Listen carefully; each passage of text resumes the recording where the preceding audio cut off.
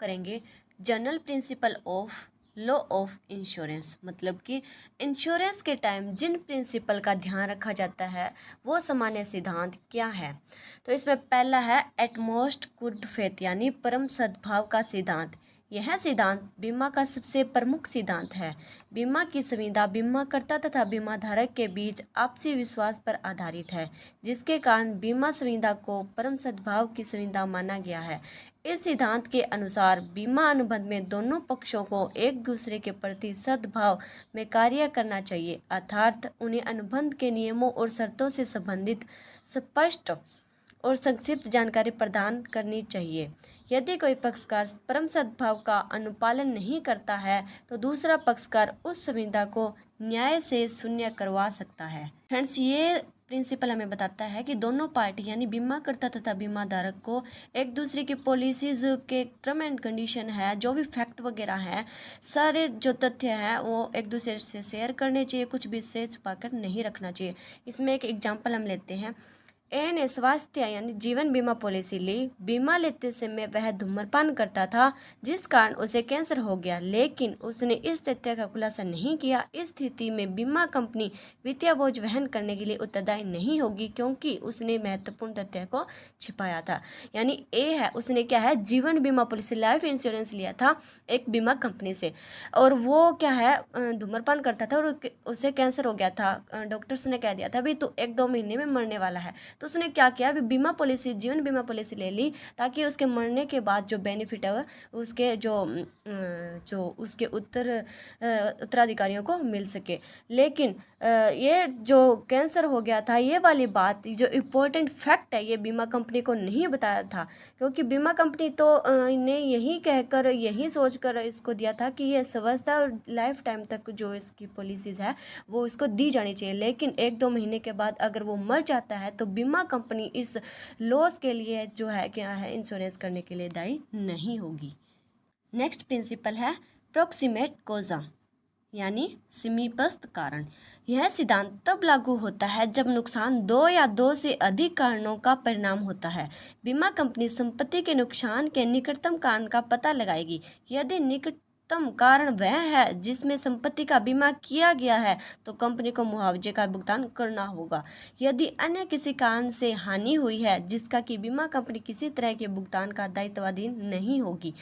यह कहा जा सकता है कि आसन कारण देखो, दुरुस्त कारण मत देखो। इसका तात्पर्य है कि बीमाकृत संपत्ति की हानि बहुत से कारणों से हुई है, तब हम उन कारणों को छोड़ देना चाहिए जो दुरुस्त या महत्वहीन हो। जो हानि को प्रत्यक्ष प्रभावशाली कारण हो उसी को प्रभावशाली माना जाएगा। दोस्तों, ये प्रिंसिपल हमें बताता है कि अगर कोई नुकसान हुआ है वो 2 या 2 से अधिक रीजन से हुआ है तो बीमा कंपनी तभी लायबल होगी जब वास्तविक रीजन वही था जिस रीजन से जो बीमा पॉलिसी उसे दी गई थी।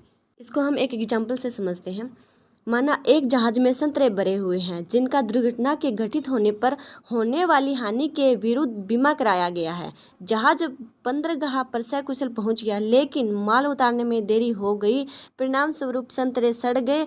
बीमा कंपनी ने क्षतिपूर्ति के रूप में कोई भुगतान नहीं किया, क्योंकि हानि का निकटतम कारण संतरों का जहाज से उतारने में देरी थी, न कि मार्ग में किसी दुर्घटना का होना। दोस्तों, इस एग्जाम्पल में बताया गया है कि जहाज ने बीमा करवाया था कि अगर संतरे खराब हो जाते हैं किसी दुर्घटना की वजह से तो जो बीमा कंपनी है वो लायबल होगी। लेकिन यहाँ पर संतरे किस वजह से खराब हुए हैं, क्योंकि उन्हें टाइम से उतारा नहीं गया था, इस कारण वो संतरे खराब हो गए। तो बीमा कंपनी यहाँ पे लायबल नहीं है, क्योंकि यह दुर्घटना से नहीं बल्कि उन्हीं की लापरवाही से हुआ था। थर्ड प्रिंसिपल है इंश्योरेबल इंटरेस्ट, बीमा योग्य हित। यह सिद्धांत कहता है कि व्यक्ति का विषय वस्तु में बीमा योग्य हित होना चाहिए। बीमा योग्य हित का अर्थ है कि जिस विषय वस्तु के लिए व्यक्ति बीमा अनुबंध में प्रवेश करता है उसे बीमाधारक को कुछ वित्तीय लाभ प्रदान करना चाहिए, और यदि कोई क्षति, विनाश या हानि होती है तो उसे वित्तीय नुकसान भी होना चाहिए। सभी बीमा संविदा में बीमा योग्य हित प्रभावित करने के लिए निम्न शर्तें होना जरूरी है। बीमा की विषय वस्तु निश्चित होनी चाहिए, जैसे कि जीवन, संपत्ति, गारंटी, दायित्व एक्सेट्रा।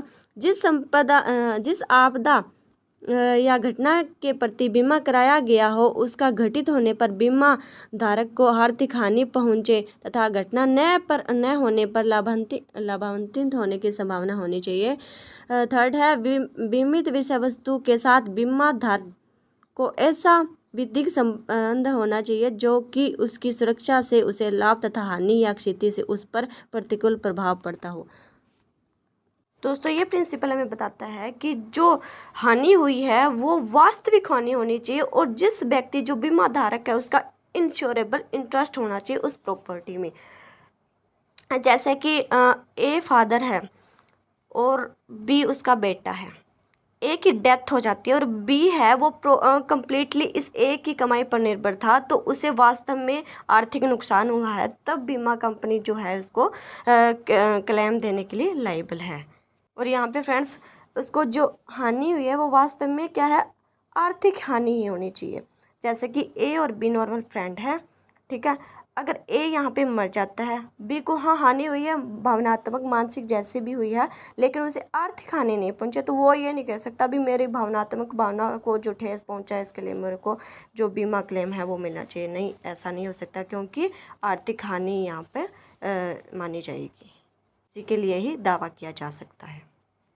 इसमें एक एग्जाम्पल है, सब्जी की गाड़ी के मालिक का गाड़ी में बीमा योग्य हित है क्योंकि वह इससे पैसा कमा रहा है, लेकिन वह गाड़ी बेचता है तो उसमें अब उसका बीमा योग्य हित न होगा।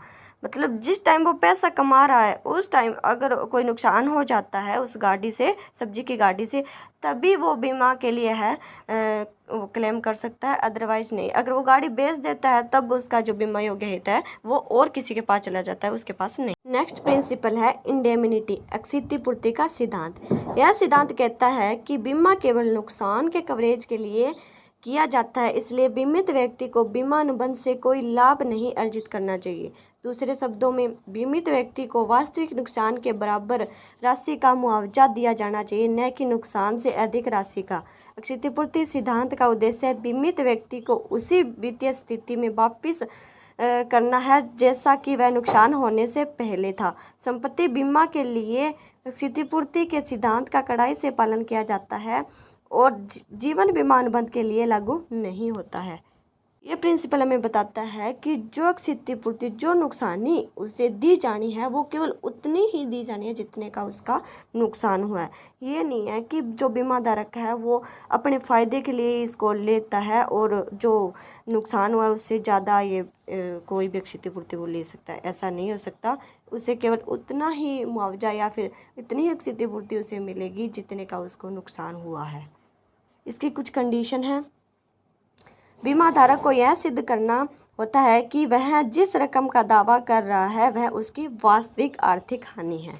क्षतिपूर्ति की अधिकतम धनराशि बीमित राशि से अधिक नहीं हो सकती। यदि बीमा धारक वास्तविक हानि के रकम से अधिक प्राप्त करता है तो उसे अलावा रकम को बीमाकर्ता वापस पाने का हकदार होता है। यदि बीमाकर्ता से क्षतिपूर्ति का पूर्ण रकम प्राप्त करने के बाद तीसरे पक्षकार से वह रकम प्राप्त कर लेता है, तब बीमाकर्ता को अधिकार होगा कि वह तीसरे पक्षकार द्वारा भुगतान की गई रकम को वापस ले। ये क्षतिपूर्ति है वो नकद भी हो सकती है, प्रतिस्थापन, मरम्मत या पुनर्स्थापन किसी भी तरह से दी जा सकती है। फ्रेंड्स इसके कुल 7 प्रिंसिपल है। अब हमने इसी वीडियो में 4 ही किया, नेक्स्ट 3 प्रिंसिपल है वो आगे आने वाली वीडियो में करें। तब तक के लिए खुश रहो, हंसते रहो।